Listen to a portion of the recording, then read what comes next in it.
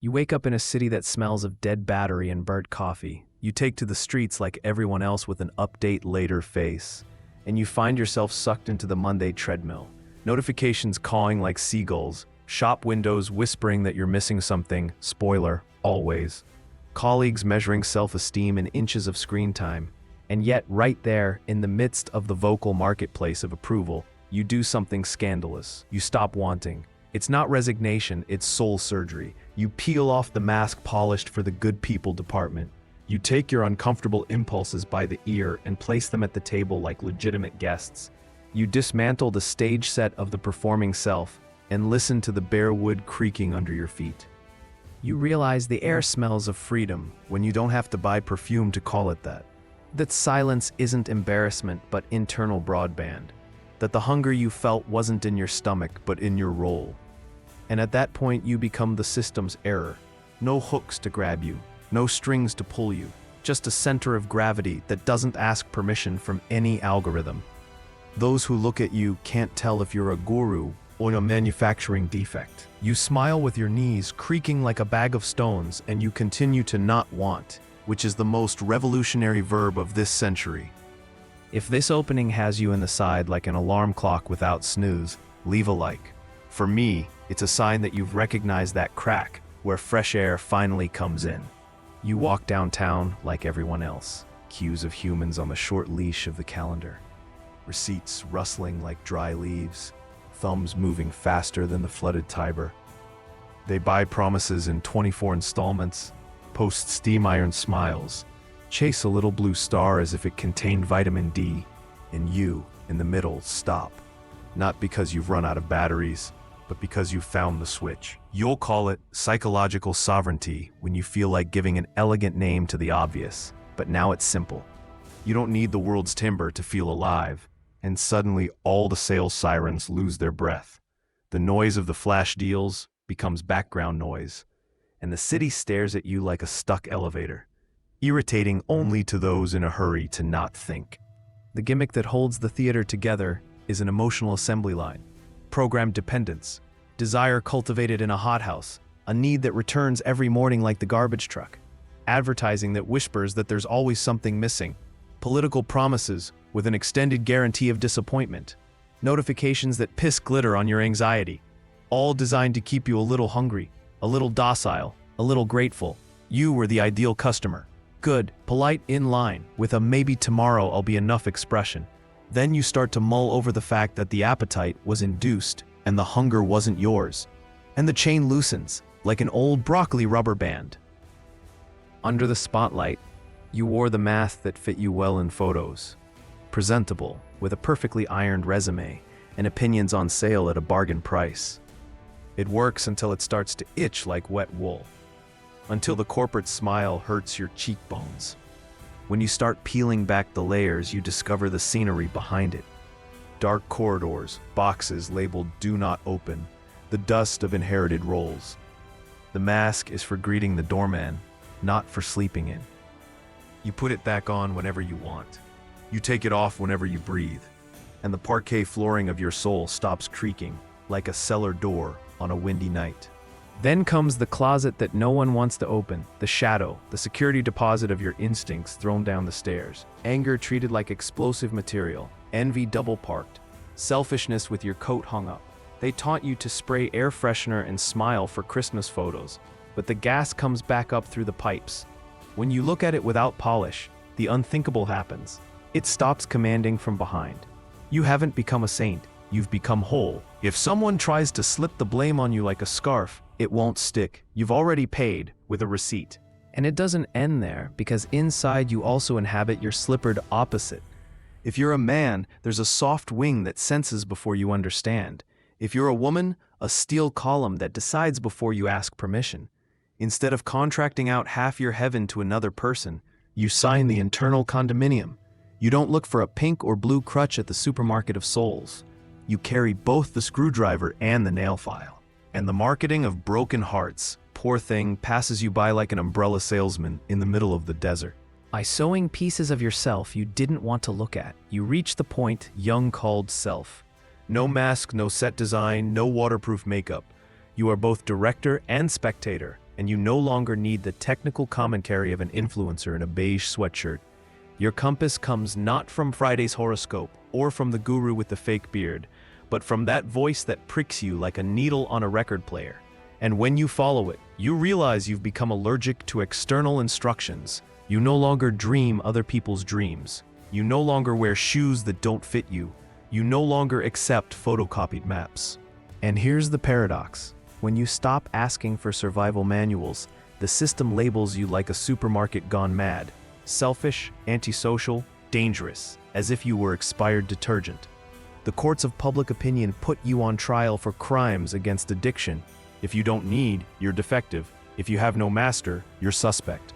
But the stones they throw at you bounce back. You've already built your house with the bricks of your shadow. And no amount of mud can stop you from breathing with broad shoulders. The biggest dirty trick is played by education.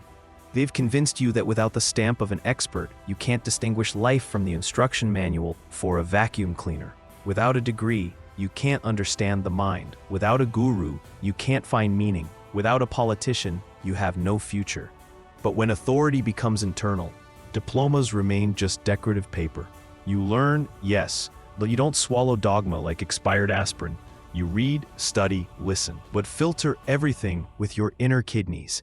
You don't need a voiceover to understand who you are.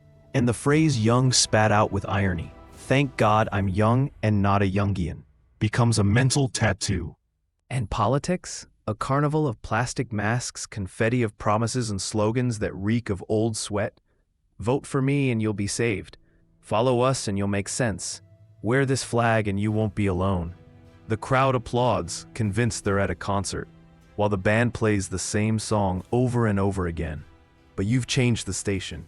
You no longer seek an external savior. You no longer confuse the megaphone with your heart. You realize that true change comes not from the stage, but from your uncomfortable seat, when you stop waiting and start cutting the strings of your own puppets. Social media is an emotional cotton candy factory. Likes like empty calories, comments like greasy chips, shares like caffeine shots. Everyone overdoses on approval. Everyone lies in the waiting room on the IV of visibility. But when you stop sucking on that straw, the machine coughs. You become invisible. Their algorithm loses you like a penny under the couch. And there you discover the greatest liberation. Your self-esteem doesn't depend on how many strangers click on a digital heart, but on how much light you can stand when you close your phone and are left alone in the room. Relationships, then, are the most profitable amusement park of the century. Tickets sold with the slogan, "Find your other half," as if you were a margarita pizza missing the mozzarella. Dating apps that sell you paid completion. Advertising that whispers that without a partner, you're as flawed as a sleeveless jacket. But when you integrate your inner opposite, you cease to be an incomplete puzzle. You're not looking for a soulmate to fill gaps. You're looking for a partner with whom you can multiply what you already are. And this is a terrible business for a market that thrives on broken hearts, sugary promises, and premium subscriptions for desperate lovers. But beware of the spiritual trap, the one with the scented incense and mantras on sale. Many want to skip the dirty part, to be enlightened without ever getting their hands dirty in the mud of their own shadow. They want the mountaintop without the lung-wrenching climb. But Jung was clear. You can't pretend to be whole with a meditation cushion under your butt. You have to go through your own personal hell, look your demons in the eye, and invite them to sit next to you at the kitchen table. It's not Instagrammable. It doesn't have pretty filters, but it's the only way to truly become alive. The journey isn't free. In fact, it costs you paltry friends, relatives allergic to your authenticity, colleagues who preferred you with a tight tie. They'll tell you you've changed, true, that you've become difficult, true, that you're a bit dangerous, even more true. But the price of freedom is always the discontent of those who wanted you to be a loyal customer of their expectations. And when the pack spits you out like a bone without flesh, you realize that what you call loneliness is actually your first breath without oxygen. There's a moment when you're left alone, but it's not the sterile isolation they feared they'd foist on you. It's the white room before the real furniture arrives. You realize that those around you often loved your mask and not you. Loss weighs like a wet duvet, but behind it lies the free space for new connections, ones that don't require you to lower your voice, don a disguise, or smooth out rough edges. And above all, in there, you finally encounter the most scandalous and faithful relationship. The one with yourself, without lies, without an audience, without the need for applause. When you stop chasing plastic glory, a subtle shift occurs. You no longer seek power over others, but discover what I call silent authority. It doesn't require placards, rallying shouts, or golden plaques. It's the scent of someone unmoved by the winds of opinion. You walk into a room, and people sense you're not for sale. And for this very reason, you become unapproachable to those who live by invisible contracts. You're not hostile, but you're not willing to be slung around like a suitcase at the airport. And that's scarier than 1,000 revolutions. The most contagious thing about individuation is that it works like a virus you can't stop with a vaccine. Someone who appears authentic doesn't need to preach. Their presence alone is enough to raise questions in others. Why does he seem free and I don't? Why does she walk without asking permission and I always stumble? And every doubt is a crack in the wall of conformity. Jung saw it in his patients. When one stopped pretending, others were often unable to calmly return to their own lies. Authenticity is destabilizing because it's a constant reminder that you're still trading pieces of yourself for counterfeit money. Then there's the dark side of the collective, that open-air landfill Jung called the mass shadow. When you don't face your demons, you end up express couriering them to your neighbor, to the other party, to the other ethnic group, to the country of the moment. It's the politics of scapegoating, as old as moldy bread. But if you've already danced with your own private shadow, you don't need to hate a stranger to calm your stomach. And here you become truly dangerous. Because you no longer respond to the remote control of fear. They don't enlist you with two slogans. They don't bend you with the specter of the enemy. And it's precisely when you stop acting that creativity uncorks like a bottle left in the sun.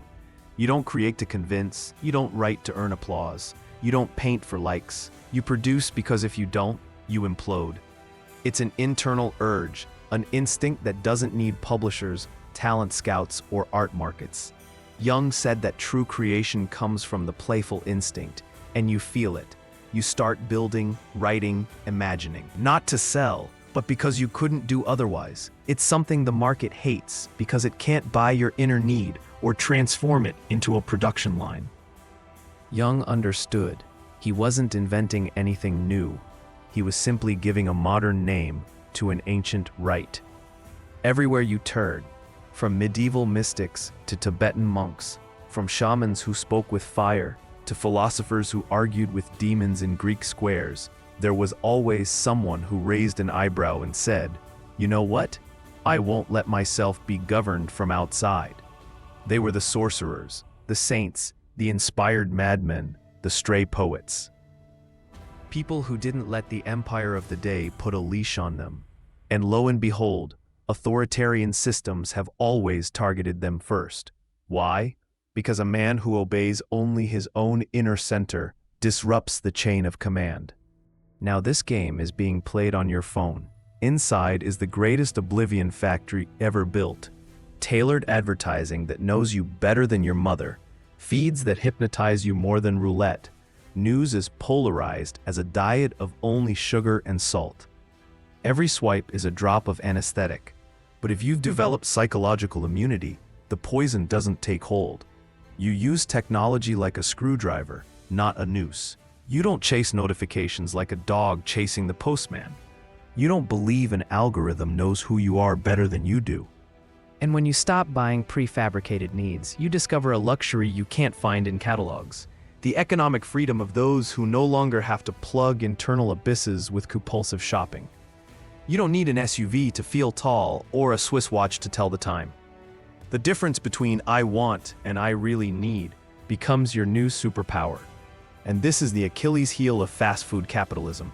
If you don't need 10 pairs of shoes to feel like someone, their empire creaks like wet parquet floors. The body itself thanks you. Jung said that neurosis is always a substitute for a genuine pain you don't want to face. When you start to face your truth, instead of stuffing it with TV series and makeshift antidepressants, even the physical symptoms ease. You sleep like a tired cat, not like a soldier in the trenches. Your jaw is no longer clenched like a safe, and you don't wake up with your heart beating samba at 4 in the morning. Your body stops chanting protests because you're finally listening. And finally, there's the test no one wants to mention: death. Jung called it the final individuation. You don't arrive there with the anxiety of "I'm not ready," because in a certain sense you're already dead. You've buried your full self. You've burned away your masks. You don't cling to life like a thief clings to his loot, so you can live it with scandalous ease. And when the end comes, it doesn't strike you like a robbery, but like a door that opens onto another corridor. It's the only way to face the ending with dignity, not to flee from the darkness, but to enter it whole. And here comes the final twist. When you no longer need anything, you become the bug in the matrix. You can't be manipulated with Black Friday discounts. You can't be swayed by catastrophic news broadcasts. You can't be sold membership with the color of a flag. You no longer wait for the leader who promises you salvation. You don't fall into the trap of the guru who offers you enlightenment in installments. You don't bow to the boss who demands you wear a wax face. You've become a living short circuit. No lever works on you, and that's why the system fears you. Jung himself knew this well. When he broke away from Freud and constructed his own psychology outside of academic norms, he was treated like a heretic. They tried to isolate him, discredit him, silence him. But those who have already integrated their shadow are not shattered by the judgment of others. Their stones bounce, their insults slide off like rain on asphalt. This is the true immunity factor. No one can harm those who have already faced their monsters and adopted them as unwanted children. And here's the detail that makes the palace tremble. Individuation is contagious. You live freely, and those who watch you begin to wonder if they're wasting their lives in a hamster race. It's a silent revolution that isn't achieved with flags, but with conscience. There's no need to overthrow the system from the outside. All that's needed is for a growing number of people to stop needing its crutches. Every individual who becomes whole is a brick sliding out of the wall of collective control. True freedom isn't having more, but needing less. It's not finding a savior, but ceasing to look for one. It's not building castles of status, but learning to live naked in front of your own mirror. And when this happens, the entire economy of dependency collapses.